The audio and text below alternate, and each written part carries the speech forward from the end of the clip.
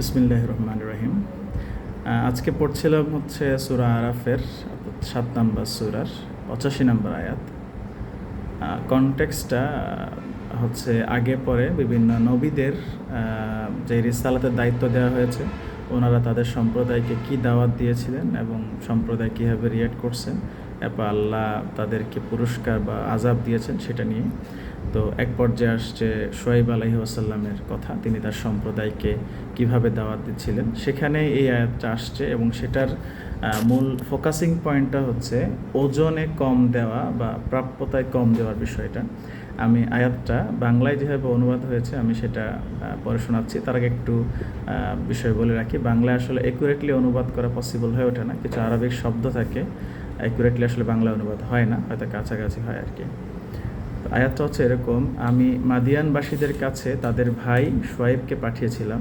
সে বলেছিল, হে আমার সম্প্রদায়, তোমরা আল্লাহর ইবাদত করো, তিনি ছাড়া কোনো ইলাহ নেই।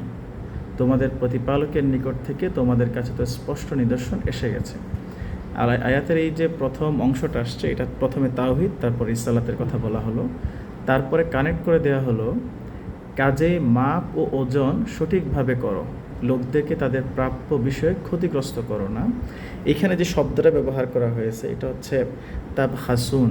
তাবহাসু শব্দের জিনিসটা হচ্ছে কাউকে কোনো কিছু থেকে ডেপ্রাইভ করা, ক্ষতিগ্রস্ত, এটা হয়তো বাংলা অনুবাদ করছে, বঞ্চিত করা, যেটা তার প্রাপ্য ছিল তাকে তা দেওয়া হচ্ছে না। তারপরে আয়াতের তৃতীয় অংশ, এটা ফোকাসিং পয়েন্টটা গেল। তারপর তৃতীয় অংশ আসছে, পৃথিবীতে সংশোধনের পর তাতে বিপর্যয় সৃষ্টি করো না, এটাই তোমাদের জন্য কল্যাণকর যদি তোমরা মুমিন হয়ে থাকো।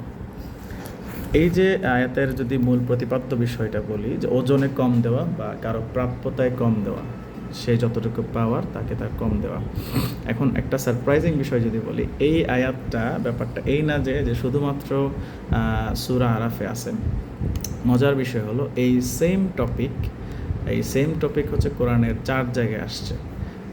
সূরা হুদ 11 নম্বর সূরার 85 নম্বর আয়াত, সেখানে একদম শোয়েব আলাইহিস সালামের সেম ঘটনা, যেহেতু আয়াত নাম্বার সূরা নাম্বার সেম, কোরআনের মিরাকেল দেখে বুঝতে পারছেন, একদম সেম ঘটনা, সেম টপিকে আবার আয়াত আসছে, সেখানেও বলছে তোমরা ওজনে কম দিও না।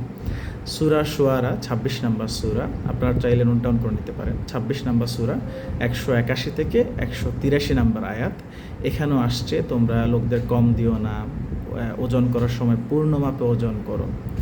এরপর আসছে সূরা মুতাফফিফিন শব্দটাই হচ্ছে ঠকবাজ বুঝাতে ব্যবহার করা হয় আর কি, অর্থাৎ ঠকবাজ বলতে ঠিক যারা কম দেয় তাদেরকে মুতাফফিফিন সম্বোধন করা হয়েছে কোরআনে। তো সূরাটাই এই টপিকের উপর, এবং স্টার্টিংটা হচ্ছে এরকম যে ধ্বংস তাদের জন্য যারা কম দেয় ওজনে এবং নেওয়ার সময় পূর্ণ মাত্রায় নেয়, তাদের বৈশিষ্ট্য এখানে এক্সপ্লেন করা হয়েছে। তো দেখেন এই যে ওজনে কম দেওয়া নেওয়া, এই বিষয়টা কোরআনে 4 বার আসছে। তো প্রাথমিক অবস্থায় মনে হয় যে এটা তো আসলে মুদি দোকানের কনসেপ্ট, একজন মুদি দোকানের এই বিষয়ে সতর্ক হওয়া উচিত। তো কোরআনে এতবার কেন আসছে, এবং একজন নবী এটা রিসালাত এবং তৌহিদের দাওয়াতের ঠিক পরপরই কেন উনি ওজনে কম দেওয়ার বিষয় বা প্রাপ্যতায় কম দেওয়ার বিষয়ে কেন আলোচনায় আনতেছে রিসালাতের দাওয়াতের ক্ষেত্রে? আমাদের যেই রিচুয়ালস বা যেভাবে আমরা ধর্মকে প্র্যাকটিস করি, ইসলামকে প্র্যাকটিস করি, সেই অনুসারে তো প্রথমে হয়তো আমরা রোজা, নামাজ, হজ এগুলোর দাওয়াত আসার কথা, বা আবাদের নৈতিক বিষয়গুলো আসার কথা। তো এটা তো একটা সোশিও ইকোনমিক বিষয়, সেটা কেন আসছে? তো প্রাথমিক অবস্থায় এটা মনে হয় যে একজন মুদি দোকানি তিনি মেজার করে মানুষকে পণ্য বিক্রি করেন, হয়তো তার জন্যই এটা প্রযোজ্য, আমাদের জন্য হয়তো এটা অত মাথা ঘামানোর বিষয় না, আমি তো বেচা বিক্রি করি না। তো আয়াতটা যদি আপনারা একটু খেয়াল করেন, আসলে আয়াতের এই যে ওজনে কম দেওয়ার পরেই কিন্তু আরেকটা জেনারেলাইজ প্রিন্সিপাল দিয়ে দিচ্ছেন আল্লাহ, সেটা হচ্ছে মানুষকে তার প্রাপ্যতার কম দিও না। এবং শব্দটা আমি একটু আগে বললাম তাবহাসুন, অর্থাৎ হচ্ছে তার প্রাপ্যতা, যেটা তার প্রাপ্য তার চেয়ে কম দেওয়া। একটু জাস্ট চিন্তা করেন, আমাদের ফিল্ড থেকে আমরা যেটা করছি, আমি ব্যবসায়ী মানুষ, অফিস পরিচালনা করছি, তা আমার জায়গা থেকে আমি কখনো মানুষকে ডেপ্রাইভ করছি কি না, এই রোগটা আমার মধ্যে আছে কি না? তো স্বাভাবিকভাবে আমরা যারা ব্যবসা করি এবং এই ক্যাপিটালিস্টিক সোসাইটি আমাদেরকে যেভাবে ব্যবসা শিখায়, বা যেভাবে হিউম্যান রিসোর্স ম্যানেজমেন্ট শিখায়, যেভাবে আর্ট অফ নেগোসিয়েশন শিখায়, এটার পুরাটাই হচ্ছে এমনভাবে একটা বেসমেন্টের উপর দাঁড় করা, সেটা হচ্ছে যত কম দিয়ে বেশি পাওয়া যায়, এবং এটাকে এফিসিয়েন্সি হিসেবে প্রচার করা হচ্ছে, বিজনেস এফিসিয়েন্সি হিসেবে। ইভেন এই যে কিছুদিন আগে কোরবানি গেল, তখনও আপনারা দেখবেন একটা শ্রেণীর মানুষ বসেই থাকে যে বাজারে দাম পড়ে গেলে তারপরে হচ্ছে কম দামে গরুটা কিনবে। তো অনেক সময় এরকমও হয় যে একজন কৃষক হয়তো গরু চাষ করছেন, তার যেই চাষে বা যে খামারে যে কস্টিং সেটাও পোষায় আনতে পারেন নাই, কিন্তু ওই যে কম শেষ মুহূর্তে সে কম দামে বিক্রি করতে বাধ্য হচ্ছে, কিছু মানুষ ওটার জন্য ওয়েট করে যে কম দামে আমি যদি পেতে পারি, তার যতটুকু ন্যায্য পাওয়ার কথা সে যে একটা গরু বিক্রি করছে তার যে ভরণ পোষণ সেটাও সে হয়তো পাচ্ছে না। তো আমি শুরু করি যদি আমাদের কর্পোরেট কালচার দিয়ে। দেখেন আমাদের যারা এমপ্লয়ার থাকে, ডাইরেক্টর বা ওনার, যেভাবে আপনি তাদেরকে টার্মিনেট করেন, আখ্যায়িত করেন, তাদের একটা মেন্টালিটি থাকে আমি আমার এমপ্লয়ি থেকে কত কম স্যালারি দিয়ে, কত কম ইনভেস্টমেন্ট বা সুযোগ সুবিধা দিয়ে বেশি আদায় করে নিতে পারি। ঠিক তেমনি একজন এমপ্লয়ির মানসিকতা থাকে আমি কত কম ইফোর্ট দিয়ে বা কষ্ট করে আমার কত বেশি স্যালারি আমি নিয়ে আসতে পারি। দেখেন এইখান থেকে অফিস পলিটিক্স, কর্পোরেট পলিটিক্স এবং কর্পোরেট বিশৃঙ্খলতাগুলো সৃষ্টি হয়। এবং আপনারা জেনে রাখেন হিউম্যান রিসোর্স ম্যানেজমেন্টের আধুনিক যুগে যতগুলো বই পড়বেন সবগুলোতে এই ম্যানেজমেন্টটাই শেখায় যে কিভাবে আপনি কম দিয়ে শ্রমিক থেকে, এমপ্লয়ি থেকে, রিসার্চার থেকে আপনি বেশি আউটপুট নিয়ে আসতে পারবেন। এটাই হচ্ছে art. At the same time একজন এমপ্লয়িকে শেখানো হয় যে সে কীভাবে কত কম এফোর্ট দিয়ে ম্যাক্সিমাম কোম্পানিকে ইমপ্রেস করতে পারবে, তার কাছ থেকে নিয়ে আসতে পারবে। এই যে আর্টটাই হচ্ছে কোরআনের প্রিন্সিপালের বিরুদ্ধে চলে গেছে, বেসমেন্টটা কোরআনের প্রিন্সিপালের বিরুদ্ধে চলে গেছে। কোরআনের প্রিন্সিপাল শেখায় যার যেটা ন্যায্য, যেটা যতটুকু ডিউ, যে প্রাপ্য যতটুকু, ঠিক ততটুকু তাকে দিতে হবে। আমরা তাব হাসুন করে ফেলছি, অর্থাৎ যার যেটা প্রাপ্য তার চেয়ে কম দিয়ে ফেলছি।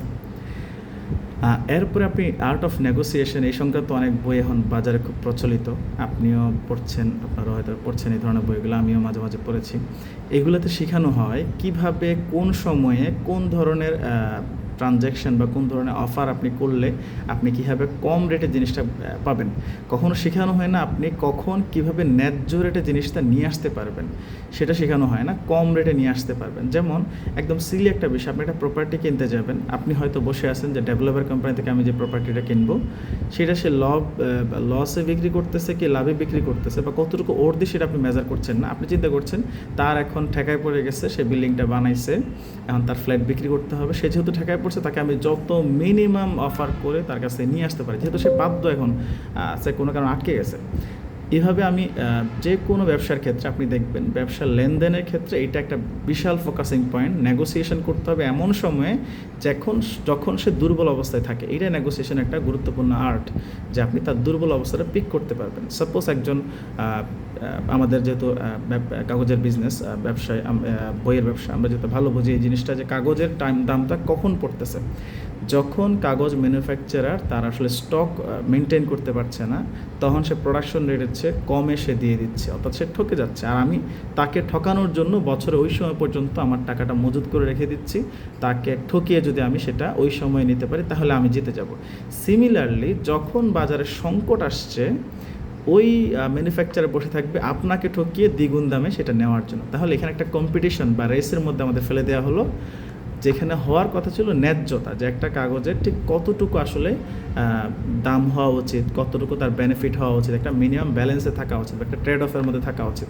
সেটা না করে আমরা বসে থাকি আমি কীভাবে কাগজওয়ালাকে ঠকাবো, সাপ্লায়ারকে ঠকাবো, আর সাপ্লায়ার বসে থাকি কীভাবে বায়ারকে ঠকানো যায়। এটাই হচ্ছে নেগোসিয়েশন, একটা আর্ট। আপনারা চাইলে এই ধরনের যতগুলো ইন্টারন্যাশনালি রিকগনাইজড বই আছে, বেস্ট সেলার বই আছে নেগোসিয়েশনে, পড়ে দেখবেন সবগুলোর কেন্দ্রবিন্দু হচ্ছে এটা। এছাড়া আমাদের চোখের সামনে তো আরও সহজ বিষয়গুলো চোখেই পড়ে, যে আসলে 1 কেজি জিনিস 990 গ্রাম দিয়ে দিচ্ছে। এটা প্রায় অলমোস্ট সব কোম্পানি করছে, ইভেন মাল্টিনেশনাল কোম্পানিগুলো সেটা করছে।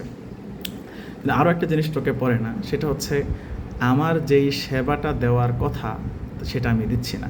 যেমন হসপিটালে গেলে, আমি যদি হসপিটালের, যেহেতু আমাদের একটা হসপিটাল আছেই, আমরা যখন একজন পেশেন্টকে সেবা দেই, তার যে সেবাটা প্রাপ্য ছিল, যেটা পাওয়ার কথা, সেটা না দিয়ে যদি তার কাছ থেকে আমি আমার বিলটা করে নিতে পারি, তার কাছ থেকে তাকে আমি বিদায় করতে পারি, বা তার কাছ থেকে যেটা প্রাপ্য, আমার যেটা প্রাপ্য বিল সেটা আমি আদায় করে নিতে পারি সেবাটা না দিয়ে, তাহলেই সেটা হচ্ছে আমার ক্রেডিট বা আমার অ্যাচিভমেন্ট বলে মনে করা হচ্ছে।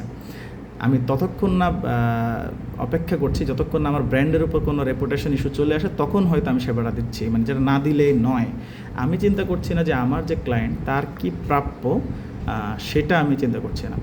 আমরা কিছুদিন আগেই একটা ট্যুরে গেলাম, এক জায়গায় আমরা রিসোর্টে ছিলাম বেশ লম্বা সময় ধরে, আমাদের পুরো সেলস টিম। আমরা সেখানে দেখেছি যে আমাদের রুম সার্ভিস প্রপারলি দেওয়া হয় না, ঠিক যতটুকু না দিলে নয় বা যতটুকু কমপ্লেন করছি ততটুকু সেবাটা সে দিচ্ছে। সে চিন্তা করছে না যে এখানে কতটুকু আমার প্রাপ্য ছিল।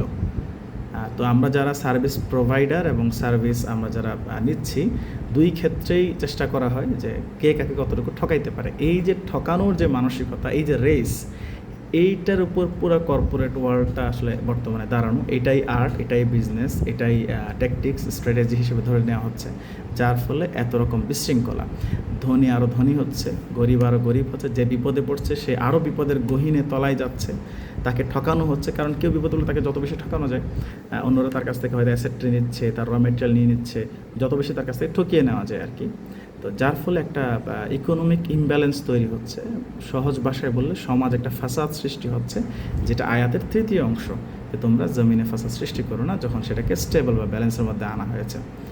তো আমরা এই বিষয়ে সতর্ক থাকব। আল্লাহ স্বয়ং তার নিজের কোরআনে 4 বার এই বিষয়টা, প্রাপ্যতার বিষয়টা, তার যেটা ন্যায্য প্রাপ্য সেটা দেওয়ার বিষয়টা উল্লেখ করেছেন। আমরা যারা প্রতিষ্ঠান পরিচালনা করছি, এখানে মেইনলি গ্রুপে যারা আছেন, মোস্ট অফ দেম ম্যানেজমেন্টে আছেন, আমাদেরকে এই বিষয়ে সতর্ক থাকতে হবে।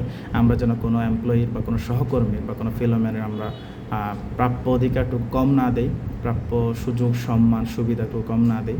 অ্যাট দ্য সেম টাইম যখন আমরা এমপ্লয়ির জায়গা থেকে কাজ করছি, আমরা যেন এটা মাথায় রাখি, আমি প্রতিষ্ঠানে যতটুকু প্রাপ্য সেটা যেন আমি আদায় করি।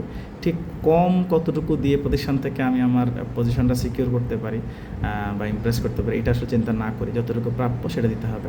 যখন আমরা ন্যায্যতা ও প্রাপ্যতা এই বিষয়গুলার চিন্তা করব, মাথায় রাখবো, তখন সব কিছু একটা ব্যালেন্স এবং সুশৃঙ্খলতার মধ্যে আসবে ইনশাআল্লাহ। এটাই কোরআনের শিক্ষা। আমার কাছে মনে হয় যে ব্যবসা পরিচালনা, বিশেষ করে human resource management and negotiation, এই দুইটা জায়গায় এই আয়াতটা একটা যুগান্তকারী গাইডলাইন।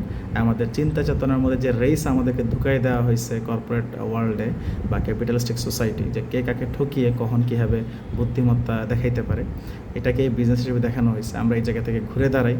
আমরা যখন কোনো কিছু কিনবো, আমাকে আমার যে সাপ্লায়ার, তার অবস্থান চিন্তা করতে হবে, সেও যেন না ঠকে, আমি যেন না ঠকি। এই বিষয়গুলো নিয়ে আমাদেরকে একদম ব্যালেন্সে থেকে এহসানের সাথে পরিচালনা করতে হবে ইনশাআল্লাহ। তবে আল্লাহ আমাদের বরকত দিবে ইনশাআল্লাহ। দুঃখিত, আজকে ভিডিওটা বেশ লম্বা হয়ে গেছে, হয়তো প্রথম কয়েকদিন একটু বড় হয়ে যাবে, আমি আসলে গুছিয়ে কথা বলতে পারছি না। আশা করি বুঝাইতে পারছি, যেটুকু আমি বুঝছি। আপনারা ইনশাআল্লাহ চেষ্টা করবেন কোরআনটা যতটুকু রিয়েল লাইফে ইমপ্লিমেন্ট করা যায়, কোরআন পরে নিজেকে যতটুকু সংশোধন করা যায়। আসসালামু আলাইকুম।